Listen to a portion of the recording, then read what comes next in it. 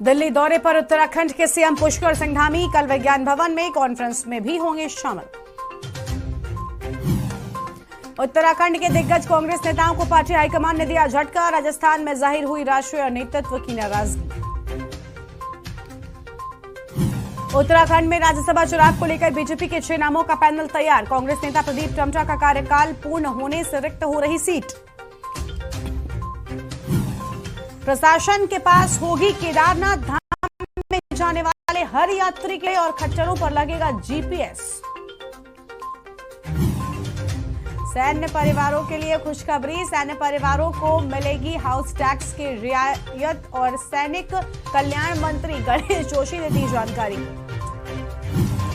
उत्तराखंड में गहराया बिजली संकट। शुक्रवार को भी 2.5 MU बिजली रही कम और जारी रहेगी कटौती।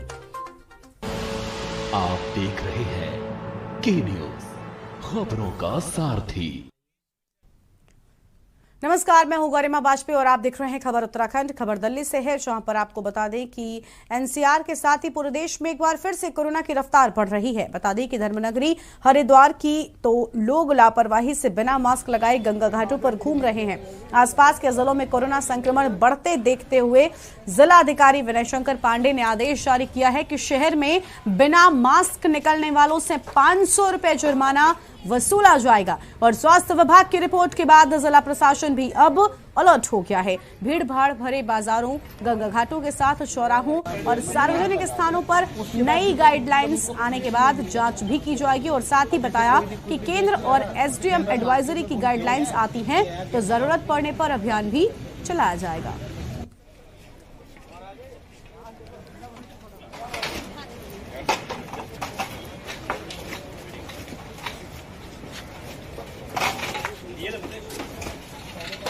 की स्थिति मत बनने दीजिए। जहां आपका अपना यात्रा, आपको पता ही है कि नेक्स्ट मंथ से हमारी चारधाम की यात्रा शुरू हो रही है और हरिद्वार को चारधाम यात्रा का प्रवेश द्वार कहा जाता है। जो भी हमारे तीर्थयात्री देश विदेश से आते हैं वो हरिद्वार में आकर हरि की पैड़ी पर मां गंगा स्नान करके इसके बाद वो अपनी यात्रा की आगे प्रस्थान करते हैं। पिछले कुछ दिनों से देखा गया था कि कुंभ के उपरांत यहाँ के रोडी बेल वाला क्षेत्र में या हरि की पैड़ी के आसपास काफ़ी अवैध ढंग से लोग आ गए थे यहाँ और अपने ठेले और तरह तरह के तंबू कनात लगा के यहाँ रह रहे थे। तो प्रशासन ने यह निर्णय लिया कि नगर निगम, पुलिस और डिस्ट्रिक्ट एडमिनिस्ट्रेशन की एक ज्वाइंट टीम इन सभी को चिन्हित करके इनको हटाने का काम शुरू कर दिया है। और अगली खबर हरिद्वार से है, जहां प्रदेश के वित्त, शहरी विकास, संसदीय कार्य मंत्री प्रेमचंद अग्रवाल द्वारा विधानसभा स्थित कार्यालय कक्ष में हरिद्वार रुड़की विकास प्राधिकरण के कार्यों की समीक्षा करते हुए जनता की समस्याओं की सर्वोच्च प्राथमिकता के आधार पर हल किया जाए। उन्होंने कहा कि जनता की परेशानी को दूर करने के लिए सुनियोजित विकास किया जाए, पारदर्शिता पर बल दिया जाए और राजस्व आय में वृद्धि की जाए। बैठक में मंत्री द्वारा विकास प्राधिकरण की गतिविधियों की विस्तार से चर्चा करते हुए कहा कि समय पर नक्शा पास किया जाए, आवासीय और व्यावसायिक श्रेणी में निर्धारित अवधि के भीतर नक्शा पास किया जाए, विकास प्राधिकरण को जनता की सुविधा के लिए बनाया जाए और इसके लिए कार्यप्रणाली में बदलाव की सोच को विकसित करना होगा।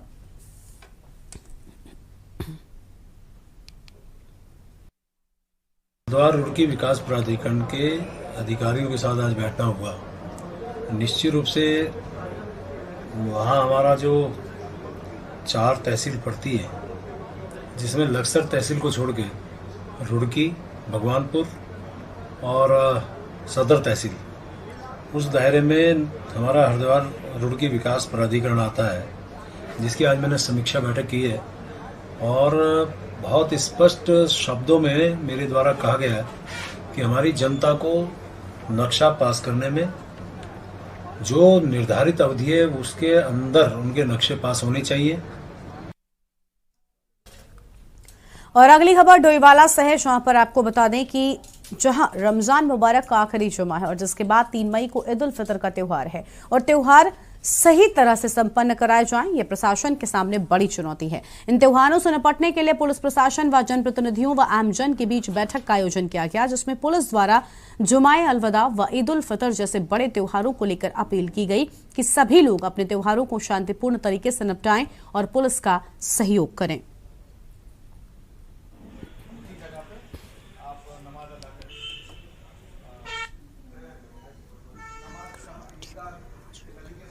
ईद उल फित्र का समय है, 3 तारीख को ईद मनाई जाएगी।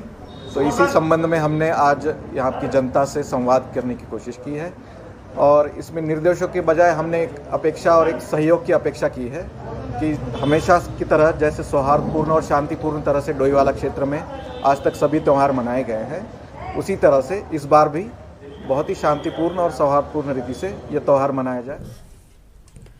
और अगली खबर है देहरादून से, जहां पर उत्तराखंड में कांग्रेस ने अपना सदस्यता अभियान पूरा कर लिया है। और आपको बता दें कि कांग्रेस संगठन के चुनाव की प्रक्रिया शुरू की जाएगी और राज्य ने संगठन चुनाव के लिए जिस चंद्रशेखर को चुनाव अधिकारी नियुक्त किया गया है राज्य की ओर से, अगले महीने की 9 तारीख को कांग्रेस में इसी चुनाव को लेकर बैठक भी की जाएगी, जिसमें कांग्रेस के प्रदेश अध्यक्ष के साथ साथ पीआरओ और एपीआरओ भी शामिल होंगे। राज्य में 30 मई को कांग्रेस नगर और ब्लॉक कमेटियों के अध्यक्षों का चुनाव करेगी, जबकि 20 जुलाई तक जिला कांग्रेस के सभी अध्यक्षों की नियुक्ति की जाएगी। और जबकि इसी साल सितंबर महीने में ऑल इंडिया कांग्रेस कमेटी के राष्ट्रीय अध्यक्ष का भी चुनाव किया जाएगा।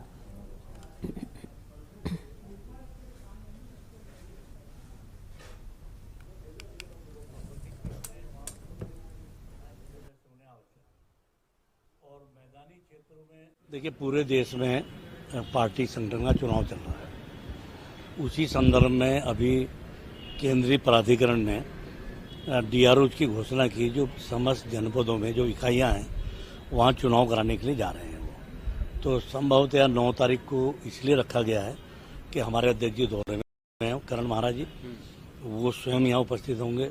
सीएलपी के अध्यक्ष यशपाल आर्य जी होंगे, डिप्टी लीडर होंगे और अन्य बड़े नेता यहाँ पर आएंगे।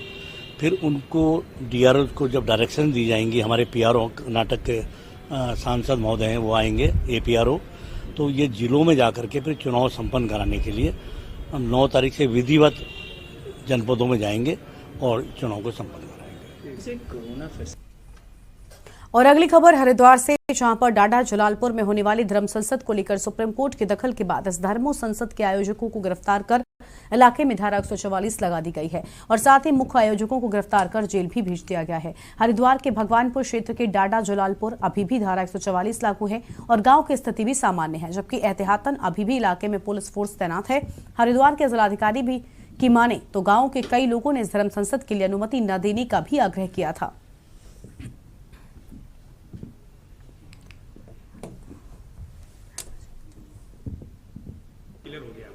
देखिए, अब वहाँ पर स्थितियाँ पूरी तरह से नॉर्मल हो चुकी हैं और आप सभी को भली भांति ये जानकारी होगी कि कल वहाँ पर एक प्रस्तावित महापंचायत थी, कुछ संगठनों द्वारा इसको आहूत किया गया था और उसको ध्यान में रखते हुए कानून व्यवस्था खराब न हो, वहाँ धारा 144 इम्पोज की गई थी और कुछ प्रिवेंटिव अरेस्ट भी हुई थी उसमें 10 लोगों की। कल वहाँ की लाइफ पूरी तरह से नॉर्मल थी, वहाँ के विद्यालय भी खुले हुए थे, शॉप्स खुली थी, शादी ब्याह जो लोग दोपहर में करते हैं वो भी फंक्शंस हुए, तो वहाँ सारी स्थितियाँ नॉर्मल हैं। और सबसे महत्वपूर्ण बात यह है कि पिछले 1 सप्ताह से गांव वालों के बहुत फ़ोन मेरे पास आ रहे थे, कुछ रिटर्न में भी उनकी एप्लीकेशंस आई थी कि साहब गांव का माहौल अनावश्यक ख़राब किया जा रहा है। और उन्होंने एक बड़ी अच्छी लाइन लिखी थी कि साहब दुनिया में सब कुछ बदल सकता है लेकिन पड़ोसी नहीं बदलता है। और अगली खबर देहरादून से है, जहां पर उत्तराखंड में खेलों की स्थिति को सुधारने के लिए खेल और युवा कल्याण मंत्री ने विभागीय अधिकारियों के साथ में समीक्षा बैठक की है। इस बैठक में उत्तराखंड में होने वाले राष्ट्रीय खेलों के लिए मैदानों के नवीनीकरण से लेकर राज्य में युवा खिलाड़ियों को प्रोत्साहन देने संबंधी योजनाओं पर भी चर्चा की गई। बैठक में राज्य में केरल के मॉडल पर आधारित युवा आयोग बनाने को लेकर भी अधिकारियों को निर्देश दिए गए हैं।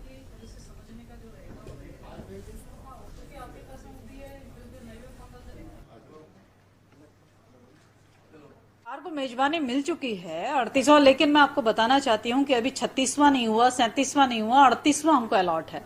ठीक है, तो 2024 में हमारा लक्ष्य है, लेकिन उसको लेकर हम बकायदा भारत सरकार में भी और उसको लेकर राज्य सरकार में भी मुख्यमंत्री जी के लिए प्रपोजल बना दिया गया है कि हमें 500 करोड़ रुपए की धनराशि की अवस्थापना में इसके रिक्वायरमेंट है। 150 करीब मिला है, जिसको लेकर इंफ्रास्ट्रक्चर डेवलप किया जा रहा है और भी अन्य चीजें, क्योंकि इक्विपमेंट हम अभी नहीं खरीद सकते हैं। जब उस अवस्था में 24 में करने की अवस्था में आएंगे तो 23 के आसपास हम उसको खरीदेंगे।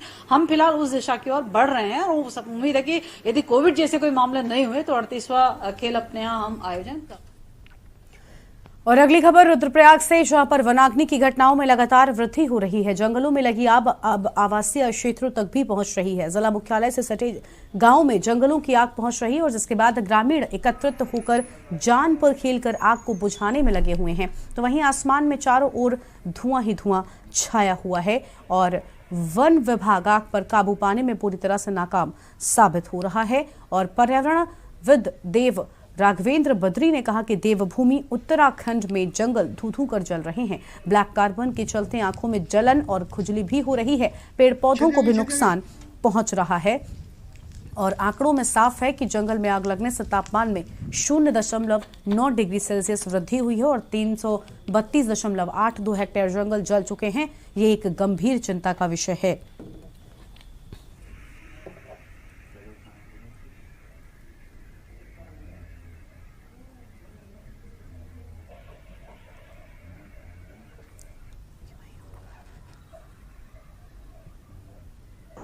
जहां एक ओर पूरा विश्व कार्बन को कम करने की बात कर रहा है और क्लाइमेट चेंज से एकजुट होकर इससे लड़ने की बात कर रहा है, उसी सिलसिले में आजकल हमारे देवभूमि उत्तराखंड में यहां के जंगल धू-धू कर जल रहे हैं, जो कि बहुत बड़ी चिंता का विषय है, जिस पर बड़ी बड़ी सरकारें मौन बैठी हुई हैं और जंगल जल रहे हैं।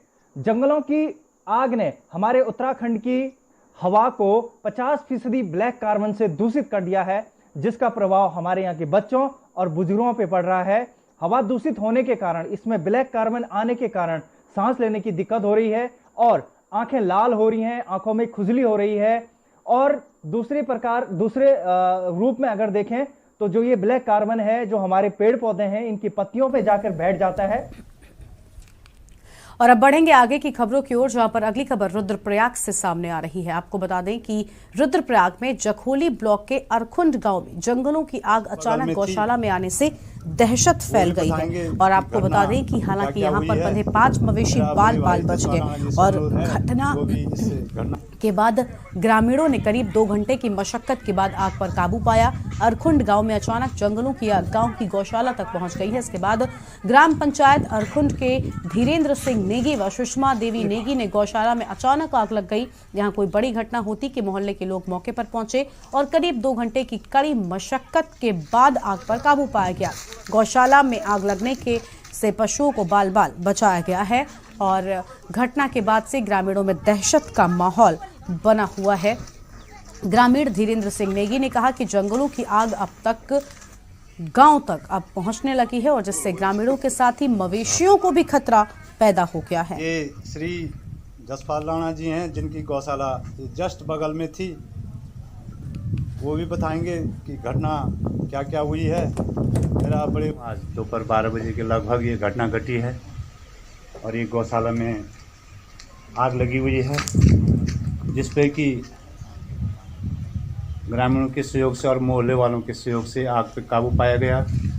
ये आपको दिखा रहा हूँ, ये पेड़ पूरी तरह झुलस चुके हैं। इन्हीं पे चारा पत्ती सारी साल भर की मेहनत लोगों ने इकट्ठी कर रखी थी। वो तो शुक्र है कि गौशाला में आग लगी हुई थी, लेकिन तब तक पता चल गया और ये गौशाला है, इसके छत पे आग पहुंच चुकी थी और आनन फानन में भैंस, 2 गाय, एक छोटा सा बछड़ा, उनको निकाला गया, दूसरे गौशाला में शिफ्ट किया गया। और ये दिखा रहा मैं आपको, ये पूरी घटना, ये देखो, ये पूरा जला हुआ है।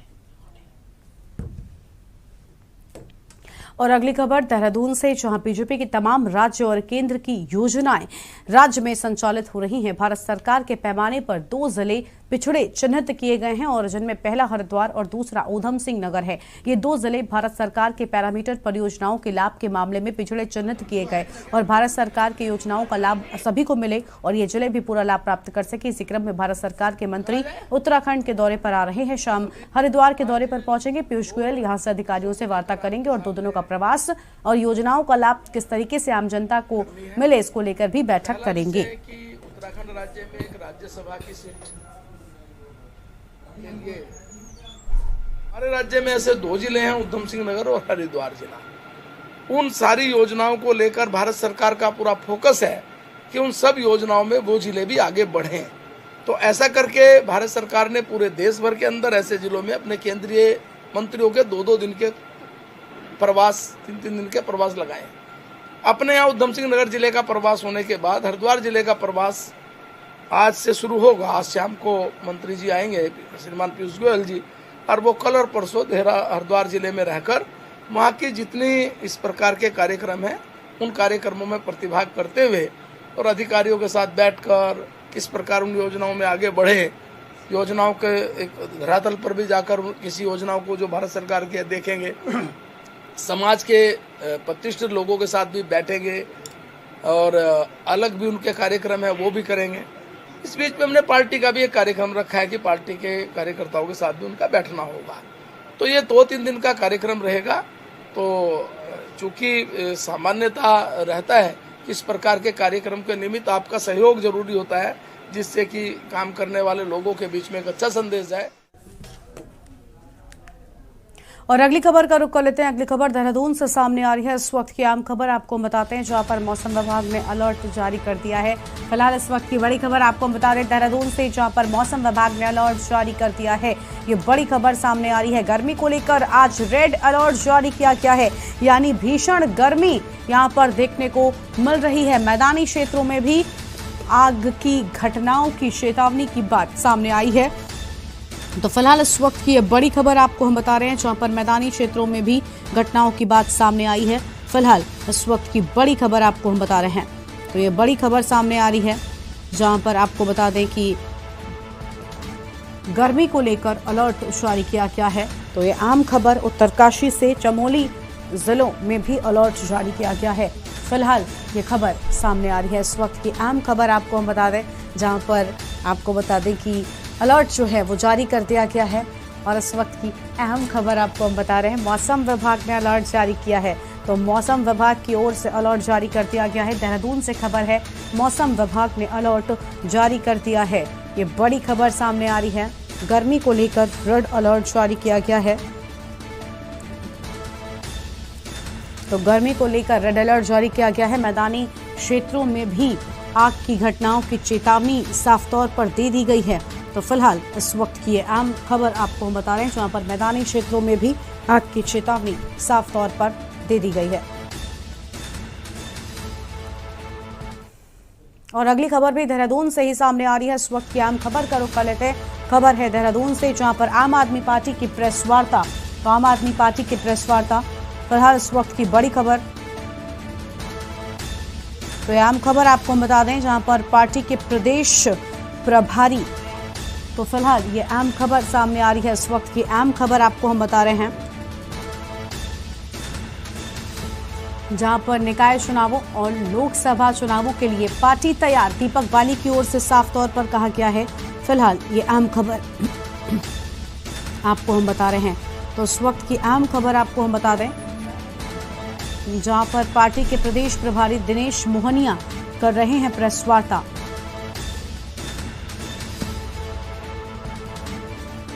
तो पार्टी के प्रदेश प्रभारी दिनेश मोहनिया कर रहे हैं वार्ता। ये अहम जानकारी आपको हम बता रहे हैं। इस वक्त की अहम खबर आपको हम बता दें,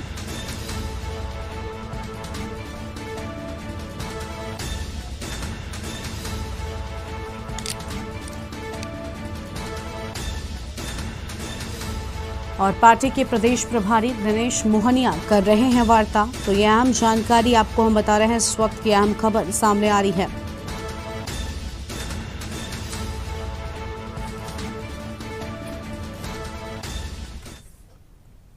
और एक छोटे से ब्रेक के लिए यहाँ पर रुक रहे हैं, जहाँ लौटेंगे। आप देख रहे हैं के न्यूज, खबरों का सारथी।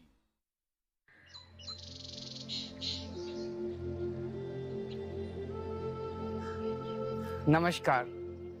भारत ने पूरी दुनिया को योग सिखाया। मैं खुद भी रोज योग करता हूँ। इससे बहुत फायदा होता है। मैं चाहता हूँ कि हर दिल्ली वासी इसका लाभ उठाए। आप भी जरूर योग करें। अगर आप योग करना चाहते हैं, सीखना चाहते हैं, तो हम आपके यहाँ निःशुल्क टीचर भेज देंगे। अगर आपकी कॉलोनी में 25 लोग हैं जो योग सीखना चाहते हैं और उनके पास कोई ऐसी जगह है जहां योग की क्लास हो सकती है, तो बस 9013585858 पर मिस्ड कॉल दें और दिल्ली सरकार आपको योग सिखाने के लिए प्री ट्रेन्ड इंस्ट्रक्टर भेजेगी। खुदी को आजमाया है तो ये अंदाज आया है, खुदी को आजमाया है तो ये अंदाज आया है। तुम में भी मैं हूं, शुद्ध प्लस पान मसाला। आप देख रहे हैं के न्यूज, खबरों का सारथी। ब्रेक के बाद आप सभी का स्वागत है और इसी बीच एक अहम खबर आपको हम देहरादून से बताते हैं। देहरादून से इस वक्त की बड़ी खबर, जहां मुख्य सचिव एसएस संघू आज पवित्र गुरुद्वारा हेमकुंड साहिब यात्रा की व्यवस्थाओं की करेंगे समीक्षा। तो फिलहाल ये बड़ी खबर आपको हम बता रहे हैं, इस वक्त की अहम जानकारी सामने आ रही है, जहां पर यात्रा के लिए पहला जत्था ऋषिकेश से रवानगी की बात सामने आ रही है। तो फिलहाल ये अहम खबर आपको हम बता रहे हैं, जहां पर पहले जत्थे की रवानगी की बात सामने आई है। और आपको बता दें कि मुख्य सचिव एसएस संघू आज पवित्र गुरुद्वारा साहिब पहुंचेंगे। फिलहाल ये अहम जानकारी आपको हम बता रहे हैं, आज पवित्र गुरुद्वारा साहिब पहुंचेंगे, हेमकुंड साहिब यात्रा की व्यवस्थाओं की भी समीक्षा करेंगे। तो हेमकुंड साहिब व्यवस्थाओं की भी समीक्षा करेंगे और यात्रा के लिए पहला जत्था ऋषिकेश से रवाना होगा। ये अहम जानकारी आपको हम बता रहे हैं, इस वक्त की अहम खबर सामने आ रही है।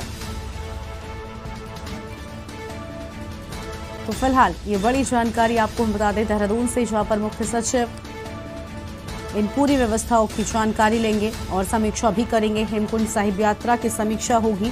तो फिलहाल इस वक्त ये अहम खबर आपको हम बता रहे हैं, जहां पर हेमकुंड साहिब की समीक्षा की जाएगी और ये अहम जानकारी आपको हम बता दें, इस वक्त की अहम खबर सामने आ रही है।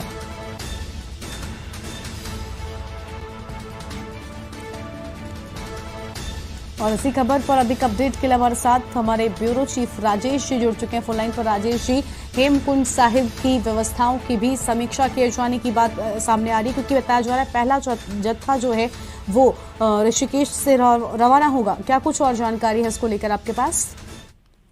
बिल्कुल तरीका मैं बता दूं कि अगले माह से चारधाम यात्रा की तैयारी जो है प्रशासन ने कर ली है। अगले माह से चारधाम यात्रा का शुभारंभ जो है वो जा रहा है। तो वही के पवित्र गुरुद्वारा यानी कि हेमकुंड साहिब की यात्रा भी जो है 22 मई को जो है उसके कपाट खुलेंगे। तो उसी तमाम व्यवस्थाओं को देखने के लिए जो है वहाँ पर जो है आज मुख्य सचिव एसएस संघू जो है उसके लिए रवाना होंगे और वहाँ पर जो सिखों का पवित्र गुरुद्वारा है हेमकुंड साहिब, वहाँ पर उनकी समीक्षा और साथ में व्यवस्थाओं का जो है वो जायजा लेंगे। और क्योंकि पहला जत्था जो है वो ऋषिकेश जो गुरुद्वारा है हेमकुंड साहिब की जहाँ की यात्रा है 19 मई को वहाँ से पहला जत्था जो है वो रवाना होगा। तो तमाम व्यवस्थाओं को लेकर के जो है एसएस संघू जो है वो वहाँ के लिए यानी कि हेमकुंड साहिब की जो यात्रा की व्यवस्थाएं हैं उनका जायजा लेंगे। अगले माह से जैसे मैंने बताया कि 22 मई से कपाट जो है